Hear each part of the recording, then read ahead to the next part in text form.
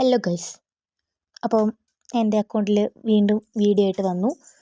ഒരു 6-7 മാസത്തിന് ശേഷമാണ് ഞാൻ വീഡിയോ ആയിട്ട് വരുന്നത്. അപ്പം ഇന്ന് വലിയ കഥയൊന്നുമില്ല.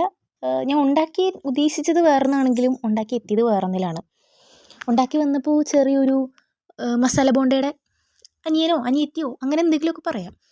ഒന്നുമില്ല, വെറുതെ 3 കിഴങ്ങ് കണ്ടിച്ച് കുക്കറിനകത്ത് ഉപ്പിട്ട് വേവിക്കുക, 4 ബ്രെഡ് എടുക്കുക, അതിൻ്റെ സൈഡ് കളയണം. അത് എന്തിനാണ് കളയുന്നതെന്ന് ഇന്നും എനിക്കറിയില്ല, പക്ഷേ വീഡിയോസിനകത്തൊക്കെ കണ്ടിട്ടുള്ളത് കൊണ്ട് ഞാനും കളഞ്ഞു. അപ്പോൾ നിങ്ങളും കളയണം.